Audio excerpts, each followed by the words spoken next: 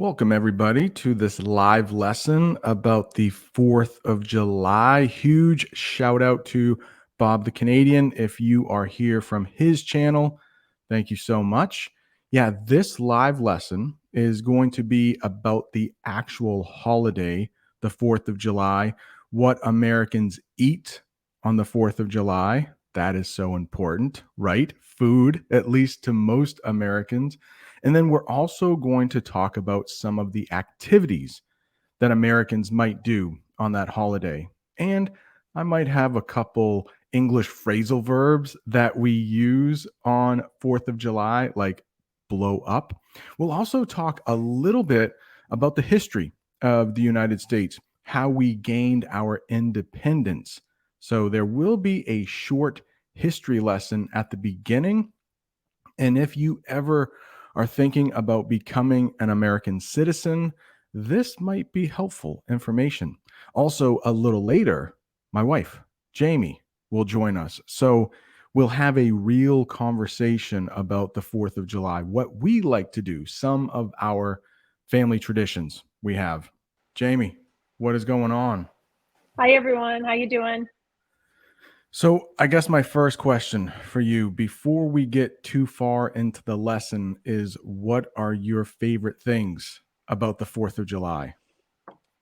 Well, my favorite thing, really just being with family, being able to relax. It's a very relaxing holiday where we just sit around, talk. We eat some really, really great food, see some fireworks. The kids get to swim. Sometimes we swim if it's really hot.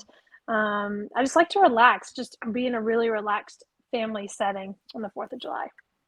Yeah, and we will get into some of that fireworks, barbecue. I don't have swimming, but we can talk about that in a little bit just because maybe not everybody has a pool. And here is the first term, and it is simply the 4th. A lot of Americans will simply say the 4th.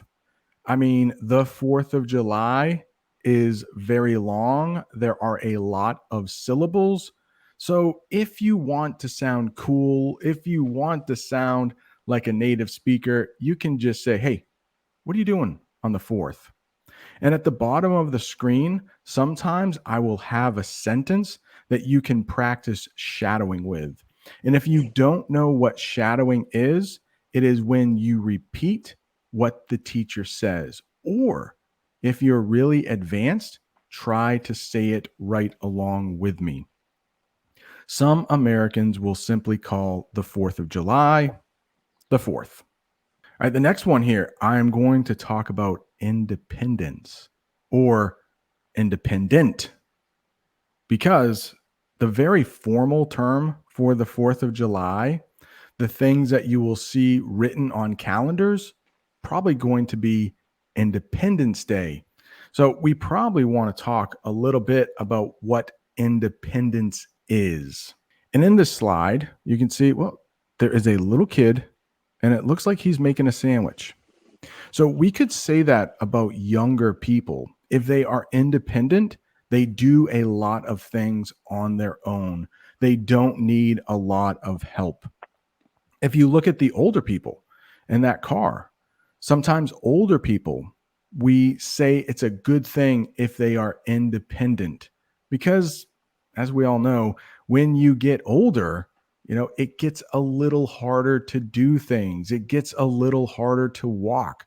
So if you can still drive in your 90s, maybe we should talk really briefly about our neighbor, Jamie. We have a neighbor Yeah. and he lives by himself. He and his wife live by themselves and they are pretty independent. I think he's 91, but at some point the family told him, listen, you need to stop driving. So he lost a little bit of his independence. Jamie, do you have any stories about our neighbor? Uh, yeah, he's a sweet man. They're both really sweet people. And it's very unfortunate what he's going through because they are so independent and he's in really, really good health other than his memory. So I mean, the only story that I really have, was the time with the ladder when he was trying to, Oh, it was summertime, so they were trying to put in their summer screens, and their yard where he had the ladder with the windows is very, very uneven. And I just happened to look out the window and see him on the ladder, very uneven. So we quickly ran out there and grabbed the ladder so he wouldn't fall. I think their family now really comes over more each day just to check on them. But yeah, the wife is still really all with it, very independent herself. Um, so yeah, it's unfortunate, but they're still. I mean, to be that independent at that age is. I hope I'm like that someday. if you are independent, you do not need anyone's help. That is a very basic definition for independence. If you have independence, you are more free. So, independence, that would be the noun. You have independence. Independent is the adjective. That's how you would describe something or somebody. The United States, actually called the colonies back then, but we'll talk about that in a minute. The United States fought the Revolutionary War to gain their independence. And if you are studying to become an American citizen, one of the things they might ask you about is this document. It is the Declaration of Independence. Very big terms right there. The Declaration of Independence. Hopefully, you know now what independence is. Let's talk about what declaring is. Basically, declare, it's a very formal way to say. You say something like, I declare I will have pancakes for breakfast tomorrow morning. Now, no native English speaker would say that. That is just way too formal. You'd probably say, hey, you know what? I think I'm going to have pancakes in the morning. But when it is very formal, we might use declare. For instance, one country might declare war on another country. Well, the United States did declare war on the on England, but before we did that, or they did that, I wasn't around at the time. They sent a letter to the King of England, King George, I believe, saying formally, we no longer need you. We are independent. We can govern ourselves. And they did that with the Declaration of Independence. And it starts off with we the people. And if you see that guy right there, that man's name, John Hancock, it's kind of famous. It's a famous name in the United States. And I'm not sure. I feel like I'm doing a lot of talking. Would you like to talk a little bit? No, you don't have to. About not John Hancock, the man. Like who cares about that? But in normal everyday English, when you hear John Hancock, Jamie, what do you Mhm. think Well, we often say, I need your John Hancock on this document. And that just means that they need your signature on it. It's a very famous signature in the United States. So that's the first thing that I think of when I hear John Hancock. And I think I, that's what most. What's that? I think I've actually seen the document that he signed when we Yeah. went to Washington, D.C. Oh yes. Hmm. I think so. If you go to the National Archives in Washington, D.C., you can actually see, because there were several copies of the Declaration of Independence. Obviously, one went over to the King of England saying, yeah, we don't need you anymore. And then there were a couple other copies. And I think we did see the actual Hmm. document in Washington, D.C., in the National Archives. The next one is the Stars and Stripes. And Jamie actually reminded me about this. Our flag is sometimes just called the Stars and the Stripes. And if you've ever seen our flag, that dog is holding one in his mouth. There are stars and there are stripes. Just in case you don't know what stripes are, a zebra has stripes. It's basically where there are two or more colors and they're like in very small strips. Hopefully, you know the word strip. But that is a zebra with stripes. And this flag also has red and white stripes. The next one is the red, white, and blue.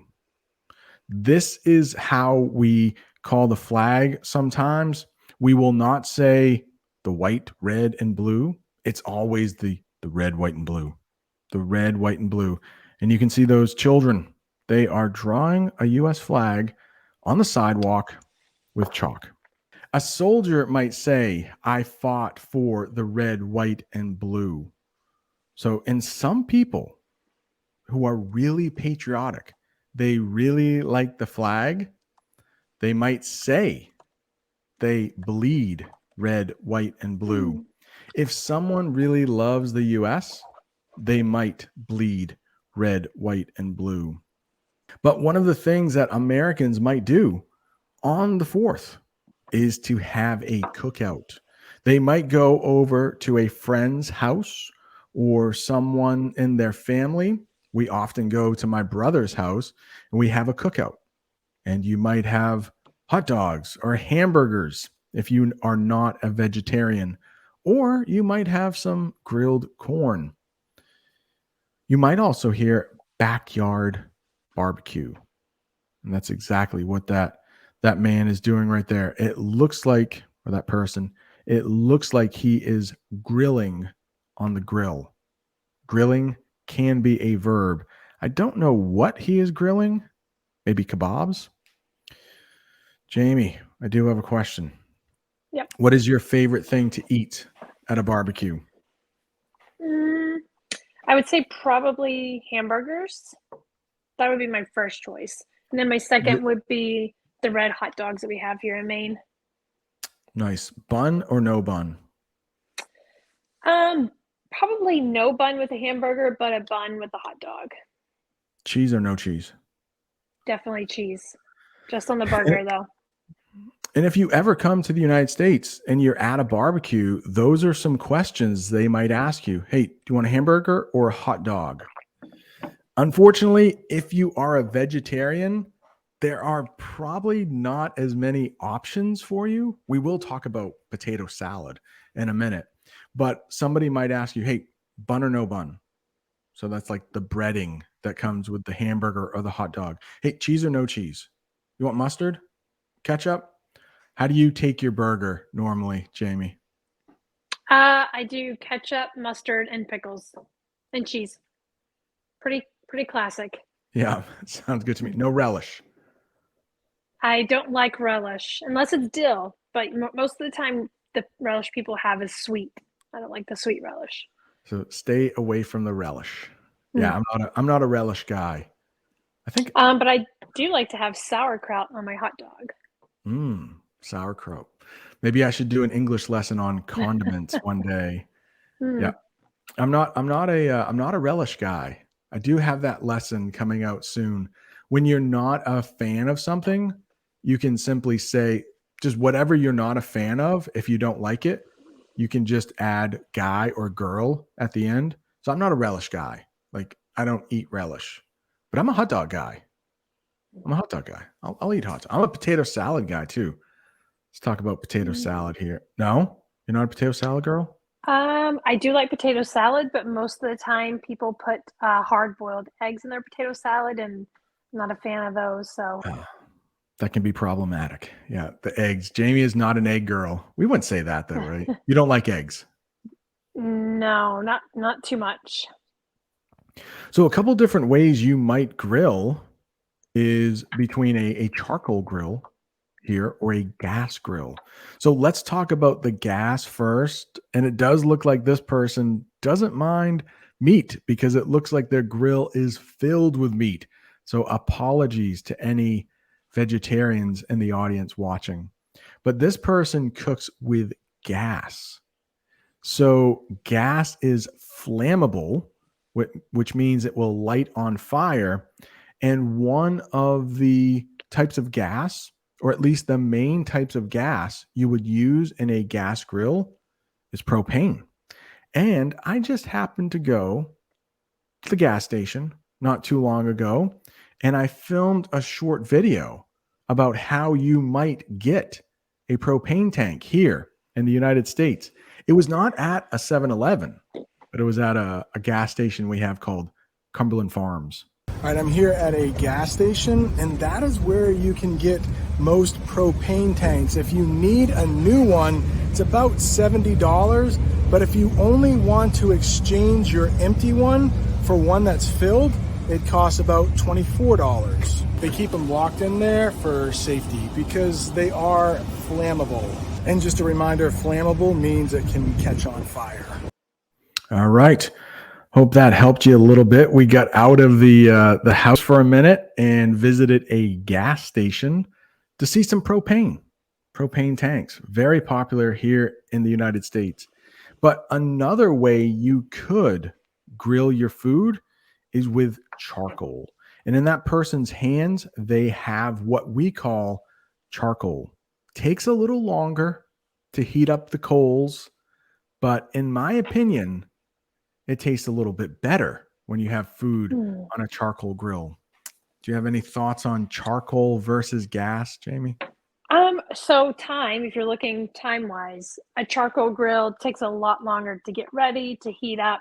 So you need to start it really early, usually before people get there. And a gas grill just automatically starts for you when you turn on the gas. So it's really all about, time when you're using one or the other. But I do prefer, on charcoal, it does taste better for sure. Yeah, I totally agree. It takes longer with the charcoal. And I don't know if it's worth it though. I mean, it definitely tastes better, but like you said, it takes longer for the coals to heat up. There's a phrasal verb right there, to heat up. And then there's a mess after with charcoal. So we use gas here, but and the food tastes pretty good, but it's better with charcoal. To start a charcoal grill, you need lighter fluid. Jamie reminded me of this. Lighter fluid, it is liquid, so it looks like water. You could put it into a glass. You would not want to, though, because, again, this stuff is flammable, and it starts the charcoal coals on fire. So, again, propane, very dangerous. Lighter fluid, very dangerous. You have to be a trained professional sometimes during a backyard barbecue. The next one, I always get rid of it. The next one, again, this is from Jamie. She reminded me, hey, don't forget about the hot dog eating contest we have here in the United States. I am going to try to pull up the hot dog eating contest information. Would you like to talk a little bit about, Jamie, the hot dog eating contest? Sure. It originally started in New York City. There's a famous hot dog brand, and I can't think of it. I can only see like the green and yellow. It's Um, Nathan's. It's called Nathan's, Nathan's. yes, Nathan's. And they see how many hot dogs they can eat in a certain time frame. It's really disgusting, but it's actually televised here in the United States. There's different categories for ages and things like that. We've actually watched a documentary on how those people actually they train for this event. Um, and yeah, it's something that happens every 4th of July. It did start, I think, in New York City, but I think more people around the country are having these on the 4th of July in their towns. Yeah, the big one is still in New York City on Coney Island. And those are some pictures from it. That guy right there that's in most of the pictures, his name is Joey Chestnut. And I think he holds the record. It's like 70 hot dogs in 10 minutes. So the time limit is 10 minutes. And it's just basically how many hot dogs you can eat in 10 minutes. And I know my son and we like watching it. I don't think, Jamie, are you a fan? I mean, it's pretty gross. It is very gross. I mean, that's a hot dog and the bun. And a lot of times they're dipping the bun in water to make it soft so they can eat it quicker. Um, it's really gross. I mean, if it's on, I'll watch it with you guys, but I don't really like say, hey, let's watch this hot dog eating contest. Yeah, that's one of the traditions that my son and I have is we will find it. It's usually at noon. We'll go to my brother's house after. He has a pool. We have a barbecue. We sometimes light off fireworks. We'll talk about those in a minute. And yeah, it's a good time. But usually the 4th of July starts off with the hot dog eating contest. The next one, though, potato salad.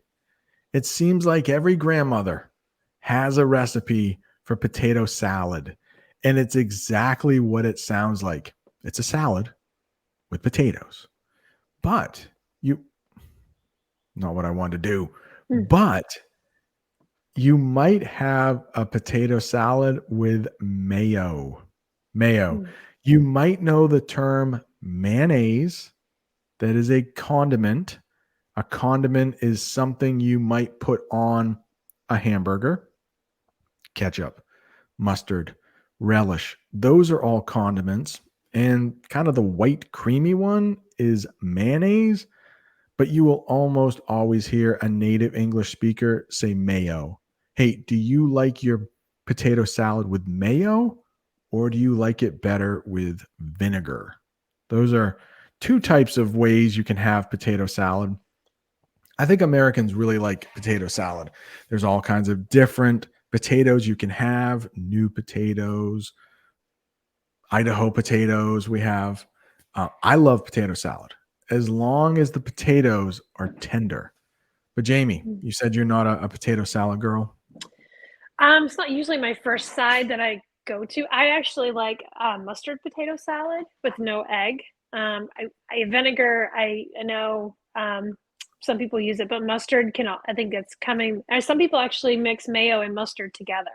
Those are actually really fancy potato salads that you put on the screen there. But I love potato salad with mustard mayo mixed together, some dill pickles in it, and maybe a little bit of cayenne pepper. So pretty plain and simple. I would probably not eat either one of those. Those look too fancy for me. I don't like tomatoes or red onions, so. Yeah, I would totally try those two. It looks like one of those potato salads, the one on the right, has a little bit of dill in it. So I would definitely try that. Yeah, a parade. You might go to a parade on the 4th of July. We are not a parade family. Usually it's hot on the 4th of July or it's raining. And if, in my opinion, if you've seen one parade, you've seen them all, but it is when marching bands go down the street, floats. I could not find a really good picture of a parade float, but if you know what a parade is, floats are usually driven with a car. There are usually decorations on this float. And yeah, I don't know. Not really a parade guy. Jamie, any thoughts on parades? I've been in a lot of parades actually when I was younger. The dance company that I was with, we always somehow ended up in those parades. I've actually been in a parade as a beauty contest winner, riding on the back of a car when I was younger. What? But usually, Wait, I know what? You won a beauty contest? I did when I was in the 4th grade, and I was in a Christmas parade for that. So we seem to have parades for every holiday usually around here. So I'm So married. I'm married to a beauty contest winner. I mean, Wow. there's maybe like 5 people, I'm sure. So maybe not even that many. So, but parades are usually really, really hot, especially on 4th of July. And the streets are really hot because they're black pavement. So, I don't tend to find them too fun. I love to watch the Christmas one in New York City. Or sorry, not Christmas, Thanksgiving parade that they have in New York City from our couch. Be proud of that 4th grade beauty pageant win. All right. Fireworks. I think most people know fireworks. It wouldn't be a 4th of July lesson if I didn't talk about fireworks. But I think that is something you all know. And you know what? You actually we don't need a definition for that because they are on the screen. Fireworks. The next one, oh, I didn't read this sentence. This is, if you want some more shadowing practice, this is back for the hot dog eating contest. So I will say this one more time. if you want to practice shadowing here. A 4th of July tradition is watching the hot dog eating contest on Coney Island in New York City. So I thought that would be a helpful sentence for prepositions. I'll read it one more time. A 4th of July tradition is watching the hot dog eating contest on Coney Island in New York City. But the next one of my favorites right there. So we have fireworks. Those are the big things that explode in the sky. They blow up. We will talk about that in a minute. But firecrackers, those are the little things that explode. You might hold those in your hand. It would be dangerous if you did. Some people hold these in their hand, and both fireworks and firecrackers explode. Fireworks and firecrackers explode. There's a short sentence for you there. How are we doing on time, Jamie? We good? It's almost 10:30. No, we're good. All right. The next one here is explosion. So that is the noun. You might have an explosion when a firework goes off. Goes off is a phrasal verb we might use. So explosion is the noun. You can see that on the slide. It looks like some green smoke of some kind is the explosion, but explode is the verb. And both firecrackers and fireworks explode. Next one here. This is a tough one. Blow up. Now, I could do an entire lesson. I might have, in fact. I can do an entire lesson on the phrasal verb blow up. But I want to talk about two ways we use blow up, and they're very different in English. So you might have an explosion, like the one on the right. You can see something was blown up there. That's the past tense, blown up. So there can be a violent piece to blow up. Fireworks blow up in the sky. But on the left, you might hear of someone blowing up a balloon. And there's no violence, no real danger there. I mean, we talk about celebrities blowing up. We talk about pictures being blown up. Phrasal verbs, very tough. Any thoughts so far, Jamie? I don't want to leave you out of the conversation. I just want to go back to the firecrackers. If you come to America and you buy those, you should never light them in your hand. Don't do it. Never. You can just tie those little, the white, what do you call those? The fuse? The fuse. Yeah, you just tie them together and light them, and they'll still make. When I was younger, a lot of kids would throw these at each other. It's just, I hate those. Those are, I mean, they just make a loud pop. That's it. Yeah. Don't light them in your hand. Dogs probably light them, right? Dogs. No, that's an interesting point. Dogs are notoriously very anxious and afraid on 4th of July with fireworks. New Year's Eve, there's a lot of fireworks. A lot of people on our social media have already started posting. Remember, there's dogs that live in the neighborhood, or there's children living in the neighborhood. So if we could have a stop time on the fireworks, so you're not lighting them at 1, 2 o'clock in the morning and waking everybody up. Yeah. So, and I don't want to bring the chat down, but I do feel I should mention people who have fought in the war, veterans. If they've ever experienced combat, they can have a very difficult time on the 4th of July. Those explosions might bring back bad memories. I wasn't going to put this on here. I totally forgot about s'mores. But how can you have the 4th of July without s'mores? We will talk about how you make a s'more. You first need a bonfire. So that is just a fire you might have in a pit. Actually have a lesson at a hotel that had fire pits. But you need a fire to warm your marshmallow, which we will talk about in a minute. And you need a graham cracker and you need some chocolate.